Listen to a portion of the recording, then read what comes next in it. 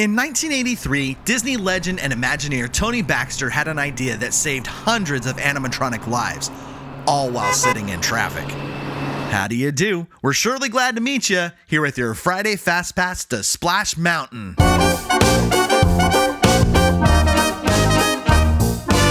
Splash Mountain was Disneyland's first log flume attraction and touted one of the longest and steepest flume drops at the time of its opening on July 17, 1989. Inspired by Walt Disney's Song of the South, Tony Baxter led a team of Imagineers that would blend the essence of a dark ride with the thrill of multiple drops. The sleepy northwest corner of Disneyland has seen a few changes throughout the years, and one area of them in particular has even changed names multiple times. Originally, Indian Village from 1956 through 1971, this portion of the park was rethemed and named Bear Country in 1972. This would coincide with its first real attraction, the Country Bear Jamboree. Bear Country would later be changed to Critter Country in 1988, with Splash Mountain set to headline the new land. Disney Chairman of Attractions Dick Nunis had been vocal about adding a flume attraction to the park, but Imagineers had always pushed back, claiming log rides weren't polished enough for Disneyland. Tony Baxter would be influential in the building of Splash Mountain and seamlessly integrated the old tellings of Uncle Remus from Walt Disney's Song of the South. Construction began in 1987 under the working title of the Zippity River Run. The story of Splash Mountain can be summed up as Brer Rabbit leaves home. The attraction carries the distinction of having both indoor and outdoor segments that tell this story. While drifting down the flume, you encounter the homes of Brer Rabbit, Brer Fox, and Brer Bear, all before you hit your first drop.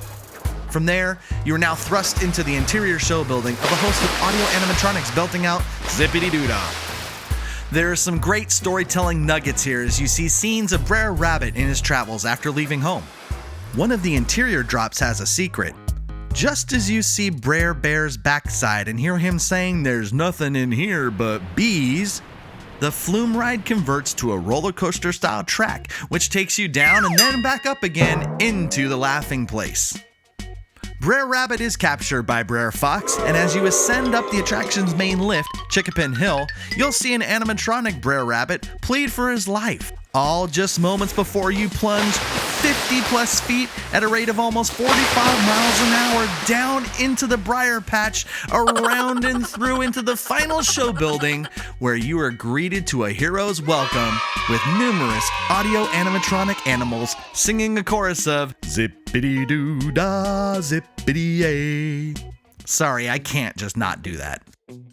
Our first Friday Fastpass fun fact leads us to Brer Bear's cave on your right, just before the first drop. If you listen closely, you'll hear Rufus the Bear snoring, as this is a tribute to the original entrance to Bear Country. Many of the animatronics used in Splash Mountain were taken from the retired America Sings attraction in Tomorrowland. After blowing past the $75 million budget for Splash Mountain, Imagineers were looking to cut costs at every turn. Tony Baxter is credited with the idea of repurposing the old animatronics from America Sings and using them in the new attraction. CEO Michael Eisner asked if they could name the attraction Splash Mountain as a marketing ploy to help build anticipation for the upcoming mermaid film, Splash, with Tom Hanks and Daryl Hannah. The Disneyland version of the attraction was the first built in a Disney park, and the ride vehicles, or logs, have no lap bar or safety belt for the riders. Splash Mountain as we know it today will not be the Splash Mountain of the future. Disney announced in mid-2020 that they would be reimagining Splash Mountain based upon the 2009 Disney animated film, The Princess and the Frog. And now for your trivia question. Tony Baxter repurposed animatronics from America Sings and reprogrammed them for Splash Mountain. But do you know how many audio animatronics are actually inside Disneyland Splash Mountain? If you like this video, please subscribe to our channel and press that notification bell, because I will be providing these segments weekly. And if you learned something new or just enjoyed the video, please give it a like.